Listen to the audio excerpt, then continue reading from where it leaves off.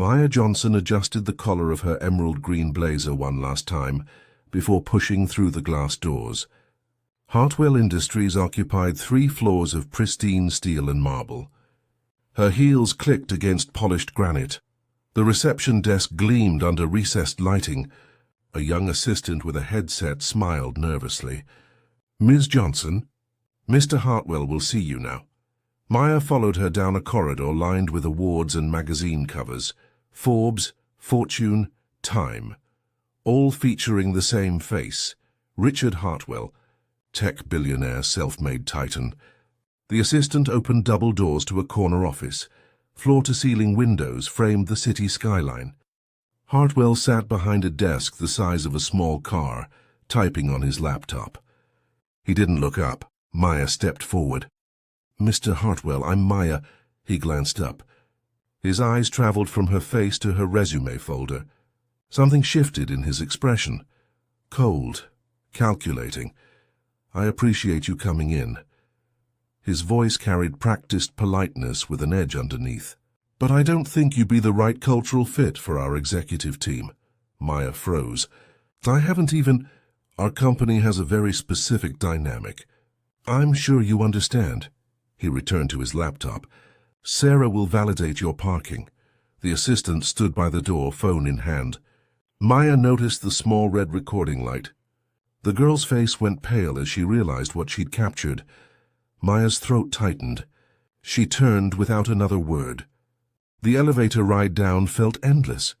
She didn't know the video was already uploading to the cloud.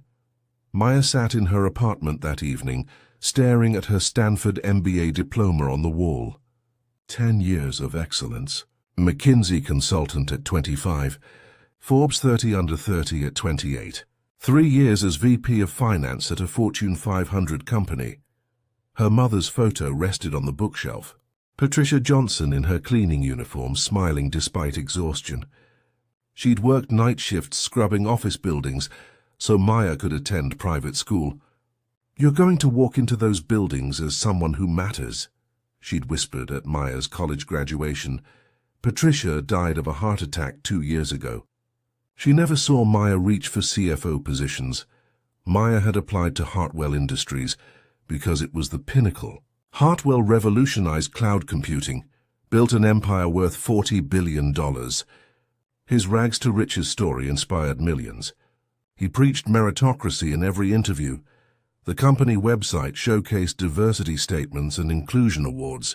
But Maya had noticed something during her research. 0 black executives. Not one in leadership. The board of directors, all white men over 50. She'd told herself it didn't matter. Her qualifications spoke for themselves.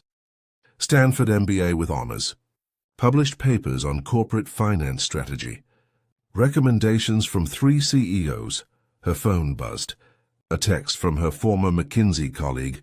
"Have you seen Twitter?" Maya opened the app. Her notifications had exploded. Thousands of mentions. Her heart dropped as she clicked the top trending video.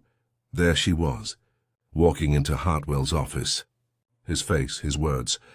"I don't think you'd be the right cultural fit." The video had 3 million views in 2 hours. By morning, the video had 20 million views. News networks played it on loop. Maya's credentials appeared in split screen beside Hartwell's dismissal. Stanford MBA. McKinsey partner, Forbes recognition. All irrelevant to him in 3 seconds. Comments flooded every platform. "This is America in 2025. Billionaire. Racism caught on camera. She was more qualified than his entire executive team." Maya's phone wouldn't stop ringing. Reporters, lawyers, activists. She silenced it and watched the news coverage from her couch. Protesters gathered outside Hartwell Towers by noon. Signs read "Black excellence denied" and "Cultural fit to white only." Chants echoed through downtown. Police formed barriers. Hartwell's PR team released a statement at 2 p.m.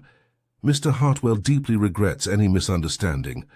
Hartwell Industries is committed to diversity and inclusion. We are reviewing our hiring processes." The word misunderstanding trended immediately. Social media erupted. There's no misunderstanding in you're not the right cultural fit. Celebrities shared the video. Politicians condemned him. His company's stock dropped 8%. Maya watched Hartwell's face on CNN. He looked annoyed, not remorseful. Like this was an inconvenience, not a revelation of character. A second video surfaced that evening.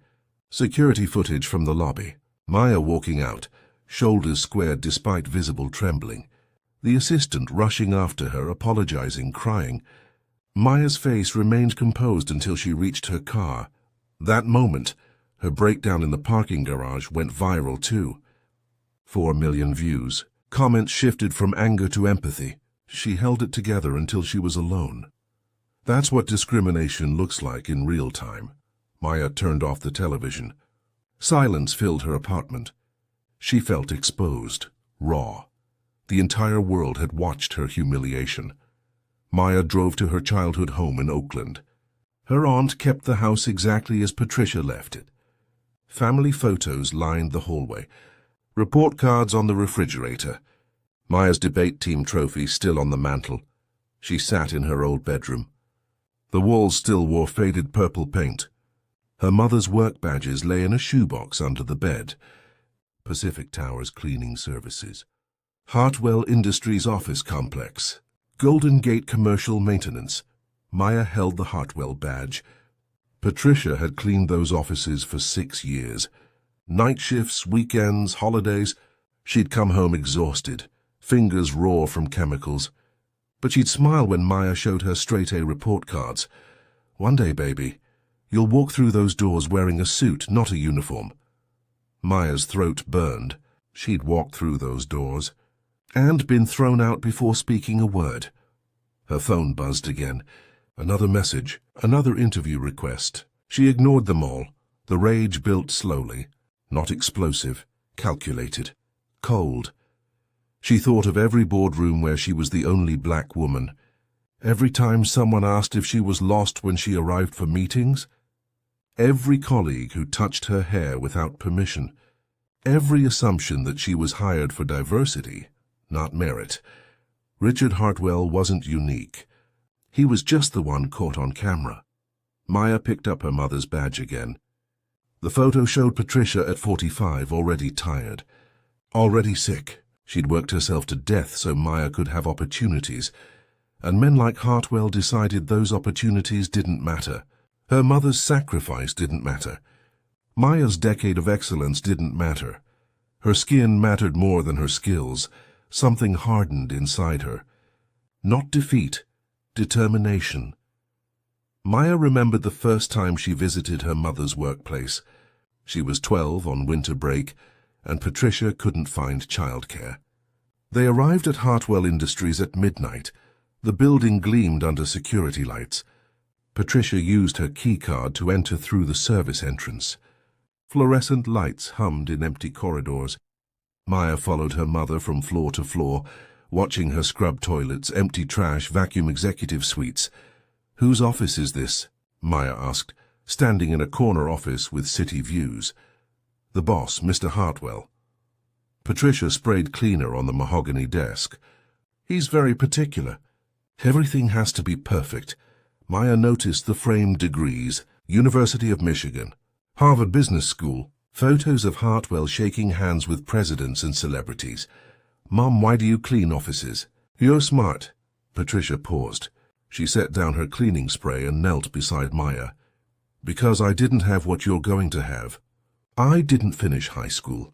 I got pregnant young, but you're going to college. You're going to be the person with the corner office." Maya touched the desk. "I promise," Patricia smiled. "I know, baby. That's why I work hard. So you don't have to clean floors. So you can build empires." Years later, Maya earned that Stanford acceptance. Patricia cried when she opened the letter. They'd celebrated at their tiny kitchen table with grocery store cake. Maya graduated summa cum laude. Patricia wore her best dress to the ceremony, beaming in the audience. McKinsey recruited Maya immediately. Patricia framed the offer letter. "You did it," Patricia whispered at Maya's graduation dinner. "You're going to walk into those buildings as someone who belongs." But Patricia's heart gave out before she saw Maya reach for CFO positions, before she could witness her daughter's ultimate success. The rejection from Hartwell wasn't just about Maya. It was about Patricia's sacrifices. Every scrubbed floor, every missed holiday, every exhausted morning, all rendered meaningless by a man who judged Maya's value in 3 seconds. Maya returned to her apartment and opened her laptop. The viral video still dominated headlines, but she wasn't interested in media coverage. She wanted data. She accessed Hartwell Industries' public hiring records, annual diversity reports, executive biographies, LinkedIn profiles of every senior leader hired in the past 5 years. Patterns emerged. 43 executive hires since 2020, 41 white, 2 Asian, 0 black, 0 Latinx. Maya dug deeper. She found Glassdoor reviews from former employees, anonymous posts from people who'd worked in HR and recruiting, qualified. Diverse candidates mysteriously don't make it past final rounds. We were told to prioritize culture alignment, which everyone knew was code. I brought concerns to leadership and was told I was being too sensitive. Maya created a spreadsheet.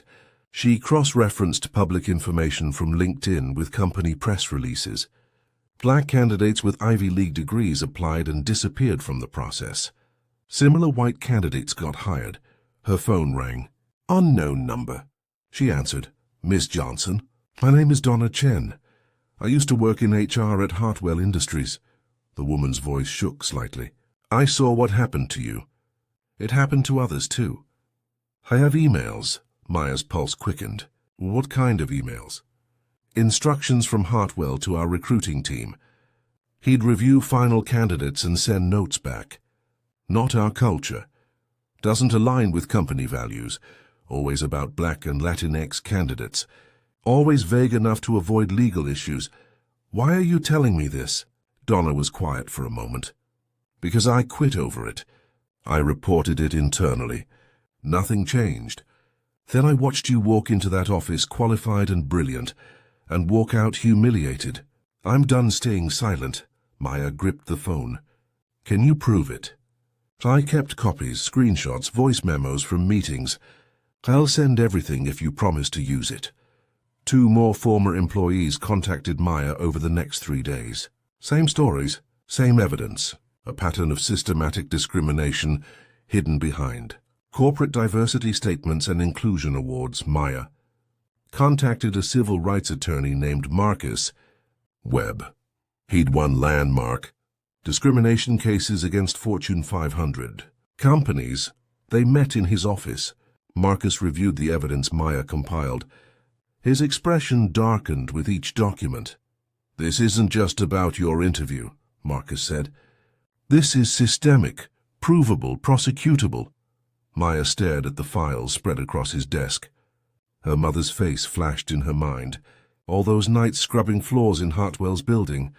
I want to file suit, Maya said. Not just for me. For everyone. He turned away. Marcus nodded. Then let's make sure the world knows this wasn't a misunderstanding. This was policy. Hartwell's PR crisis intensified. His board of directors forced him into damage control.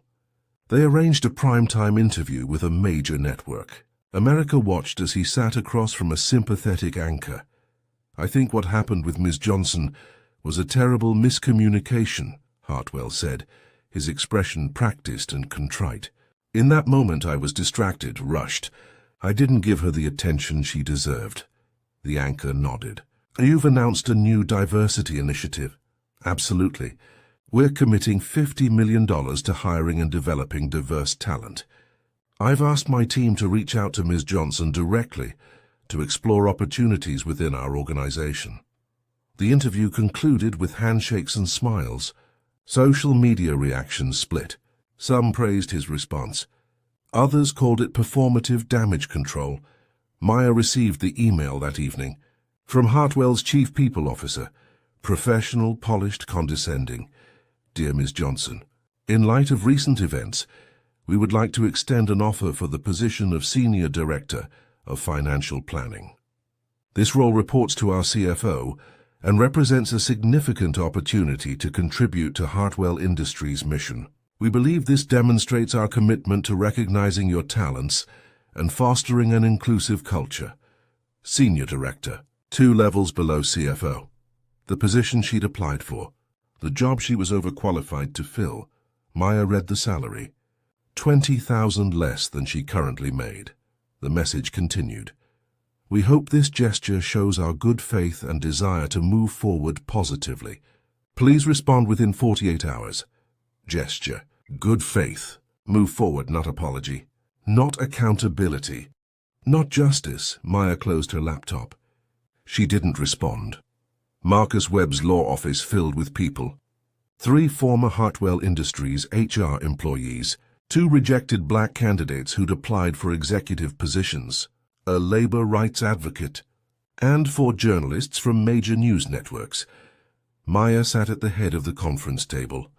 Documents and evidence folders covered every surface, emails, hiring records, voice recordings, testimony. Marcus stood. We're filing a class action discrimination lawsuit against Richard Hartwell and Hartwell Industries. We have documented evidence of systematic racial bias in hiring practices spanning 5 years. Camera lights illuminated the room. Reporters leaned forward. Maya spoke next. Her voice was steady. I walked into that office qualified. I walked out humiliated. Then I learned I wasn't the first. I won't be the last unless we force change. One journalist asked, Hartwell offered you a position. Why not accept it? Because accepting a lesser role to make him look good isn't justice. It's complicity. Hartwell's legal team sent cease and desist letters within hours, threats of defamation suits, offers of settlement with non-disclosure agreements, pressure from corporate allies. Maya's phone buzzed constantly. Unknown numbers, blocked calls. One message from Hartwell's personal attorney. This will destroy you. Take the settlement. Move on. She deleted it. Marcus's phone rang. He stepped away, listened, then returned with a slight smile. Federal judge just fast-tracked our discrimination case. We go to preliminary hearings in 2 weeks. Maya looked at the camera, still recording. She thought of her mother scrubbing floors in that building. She thought of every black woman told she wasn't the right fit. I'm not going away, she said. Not until the truth comes out. Not until things change. The screen faded to black. The backlash hit like a hurricane. Hartwell's legal machine worked overnight. His attorneys filed motions to dismiss. Corporate allies pressured Maya's former employers. Online trolls flooded her social media with threats and slurs. Her consulting clients called one by one. Apologetic but firm. We can't be associated with ongoing litigation. It's not personal. It's business. We need to protect our brand. Maya lost $40,000 in contracts within a week. Former colleagues stopped returning calls. Friends from business school went silent. The same people who'd celebrated her Forbes recognition now avoided her name. Association meant risk. She sat alone in her apartment on a Tuesday afternoon. No meetings scheduled, no calls to return. The city hummed outside her window, indifferent to her isolation. Her mother's work badge lay on the coffee table. Maya picked it up, running her thumb over the faded photo. Patricia in her cleaning uniform, smiling despite everything. Was it worth it, Mom? Maya whispered. All those years you worked. All those sacrifices.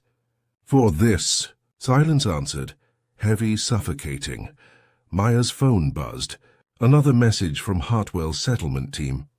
Increased offer. 7 figures. Non-disclosure agreement. Let's end this amicably. She stared at the number. Life-changing money. Enough to start over somewhere far from this fight. Her finger hovered over the reply button. Then she remembered her mother's last words in the hospital. Don't let them make you small, baby. You're bigger than their boxes. Maya deleted the message. Marcus Webb called 3 days later. His voice carried controlled excitement. We've got whistleblowers, real ones, still inside the company. Maya sat up. Who? 3 current HR staff members. They're willing to testify. They have access to internal communications we couldn't get through discovery. Within a week, Marcus's office became command central. The whistleblowers arrived separately, faces obscured, voices disguised for media protection. They brought encrypted files, screenshot archives, and recorded conversations from executive meetings. One woman, Sarah, had worked in recruiting for 7 years. She provided emails from Hartwell himself, instructions to hiring managers. Keep the leadership team cohesive. Prioritize candidates who align with our existing culture. Be cautious with diversity hires at executive levels. Another whistleblower, James brought performance reviews. Black employees consistently rated lower, despite objective metrics showing equal or superior results. Promotions denied. Compensation capped. The third, an executive assistant named Rachel, had voice memos. Hartwell speaking candidly at a private board meeting. I built this company on merit. I'm not going to compromise standards for optics. Merit, standards, optics, code words wrapped in corporate language. Marcus compiled everything into a comprehensive legal filing. 200 pages of documented discrimination. Pattern and practice evidence spanning 5 years. 57 rejected black candidates with qualifications matching or exceeding hired white candidates. Maya contacted the rejected candidates. One by one they joined the lawsuit. A coalition formed. 12 plaintiffs. 12 stories of being told they weren't the right fit. News outlets covered every development. Public pressure mounted. Hartwell's stock dropped 15%. Major clients threatened to pull contracts. The board of directors scheduled emergency meetings. Maya received a call from an unexpected source. A tech CEO who'd partnered with Hartwell for years. What he did to you was wrong, the CEO said. I'm pulling my company's contract. $20 million annually. He needs to learn this isn't acceptable. Other CEOs followed. One by one, business relationships fractured. Hartwell's empire trembled. Marcus looked at Maya across his desk. They're going to offer a massive settlement. Enough to make this go away. I don't want it to go away, Maya said. I want it to matter. The federal courthouse filled beyond capacity. Media trucks lined the street. Protesters and supporters crowded the steps. Maya walked through them in a royal blue suit, her mother's work badge pinned inside her jacket pocket. The courtroom smelled of old wood and tension. Hartwell sat at the defense table surrounded by 6 attorneys in expensive suits. He didn't look at Maya. Judge Patricia Morrison presided, an older black woman with silver hair and sharp eyes. She'd built her career fighting discrimination cases before being appointed to the federal bench. Hartwell's lead attorney stood. Your Honor, this case represents a fundamental misunderstanding of business judgment. Mr. Hartwell has built one of America's most successful companies through merit-based hiring. A single interview gone poorly does not constitute systemic discrimination. Marcus Webb rose. Your Honor, we will prove this wasn't a single interview. This was policy, hidden, systematic, provable. The judge nodded.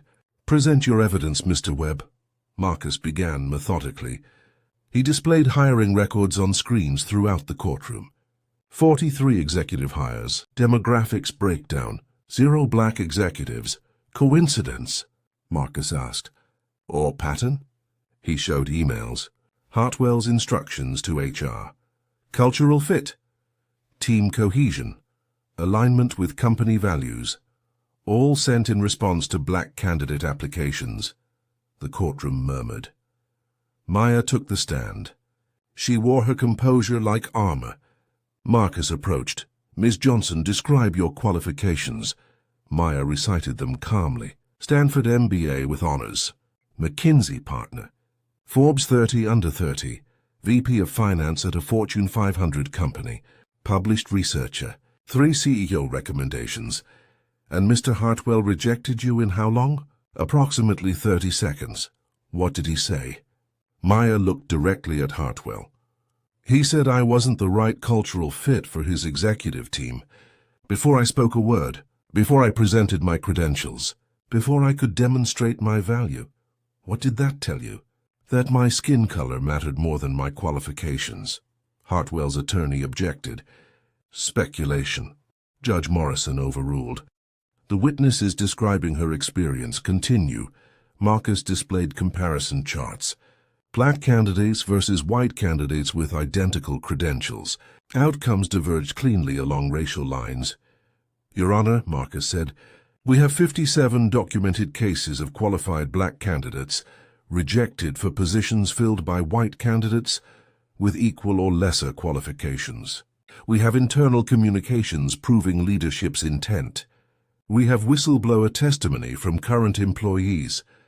This isn't coincidence. This is policy. The defense tried to counter.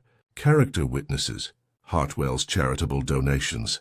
His diversity initiative announcement. Public statements about inclusion. Marcus dismantled each point. Actions speak louder than press releases. The evidence shows systematic exclusion despite public claims of inclusion. Maya spoke again, her voice cutting through the courtroom. My mother cleaned Mr. Hartwell's floors for 6 years. She worked herself to death so I could earn the right to lead in boardrooms like his. I earned that right. I have every qualification, every credential, every proof of merit he claims to value. She paused. The courtroom was silent, but none of it mattered, because he looked at me and decided I didn't belong, not based on my skills, based on my skin. Judge Morrison called for recess. The legal teams filed into private chambers. 2 hours later, they emerged. The judge spoke. Given the weight of evidence presented, this court orders mandatory mediation. Mr. Hartwell, your company will enter settlement negotiations with the plaintiffs. We will reconvene in 1 week. Hartwell's face reddened. His attorneys surrounded him, whispering urgently. Maya walked out of the courthouse into camera flashes and shouted questions. She didn't smile, didn't celebrate. This wasn't victory yet, but it was progress. The settlement negotiations took 3 days. Hartwell's attorneys fought every point. Maya's coalition held firm. Final terms. Maya Johnson appointed Chief Financial Officer of Hartwell Industries with full executive authority. Compensation package matching top industry standards. 3-year guaranteed contract with board seat. $50 million allocated to genuine diversity initiatives overseen by an independent board. Not PR gestures, real programs. Recruiting partnerships with historically black colleges. Mentorship programs. Transparent hiring audits. Independent oversight committee installed to monitor hiring practices and report publicly.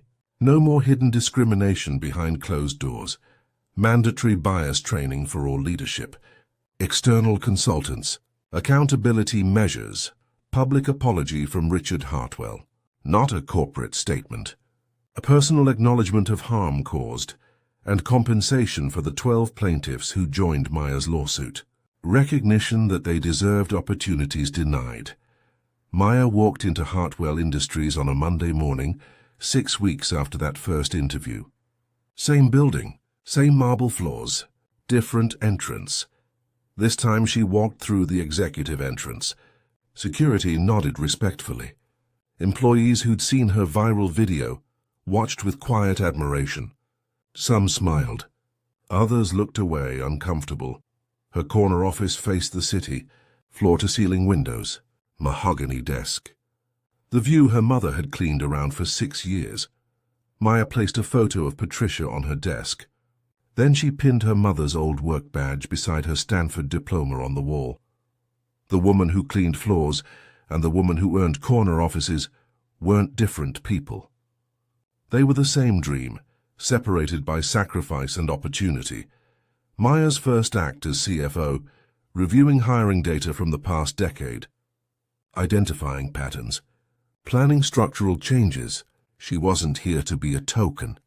She was here to transform the system that tried to exclude her. Richard Hartwell attended her first executive meeting. He sat at the opposite end of the table, face tight with controlled resentment. When Maya presented her financial strategy, he said nothing. After the meeting, he approached her in the corridor.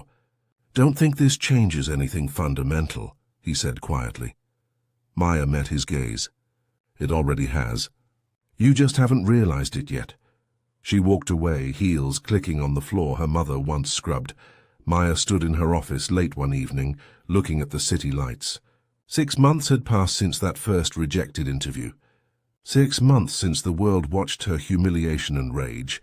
The changes were slow but real. 3 new black executives hired at director level.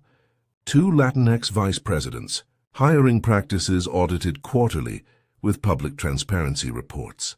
The Oversight Committee held real power, not symbolic authority. It wasn't perfect. Resistance remained. Old patterns died hard. Some employees resented her presence. Others treated her like a diversity prop, instead of a qualified leader. But the door she'd forced open stayed open. Other qualified candidates walked through it now. The system that excluded them faced constant scrutiny. Maya thought of her mother often. Patricia would never see this office, never know that her sacrifice led to this moment. But Maya felt her presence in every decision, every policy change, every hiring review. The fight wasn't just about one job or one interview. It was about every black woman told she wasn't the right fit, every qualified candidate dismissed before speaking, every dream deferred by someone else's prejudice. Power concedes nothing without demand. Maya learned that truth in courtrooms and conference rooms. Justice doesn't arrive through patience or silence. It arrives through resistance and courage. She picked up her mother's work badge from her desk. The photo showed Patricia tired but smiling, hopeful despite exhaustion. I did it, Mom, Maya whispered. I walked through those doors, not to clean floors, to change the building. The greatest victory wasn't getting the job. It was forcing the system to acknowledge its failures, making discrimination visible, creating accountability where none existed. Maya returned to her desk. Tomorrow brought new battles, more resistance, more skeptics who believed she didn't belong, but she was here. And she wasn't leaving. Because sometimes the most powerful thing you can do isn't accept the world as it is. It's refuse to accept it. Fight back. Demand better. Force change. Truth doesn't whisper. It roars. And Maya Johnson taught the world that some voices refuse to be silenced.